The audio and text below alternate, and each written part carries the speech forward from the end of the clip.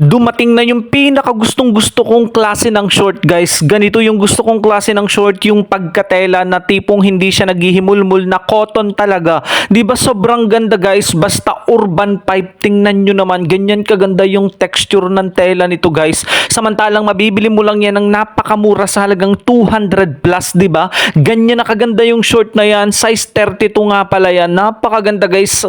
Kaki nga pala yung kulay at maraming available color kayong pagpipilian. Size 32 yan, guys. Saktong-sakto yan. True to size yan. Napakaganda, guys. Ang gandang pamporma, pampasyal, pang mall, pan-date. Kahit saan mo suotin, sobrang ganda. Samantalang kung sa labas ka bibili ng ganyang klase ng short na tela, nasa 700 pesos. Pero dito, 200 plus lang. Imagine, guys. Sobrang ganda. Ang laki ng matitipid ninyo. Ganyan yung gustong-gusto kong klase ng texture ng tela ng short, diba? Ang ganda-gandang suot. Quality, sulit kayo. Ang laki ng matitipid ninyo. Grabe, 'di ba? Kitang-kita nyo naman, saktong-sakto lang pati yung haba nito, 'di ba? Hindi maikli, hindi mahaba. Kaya i-check out mo na.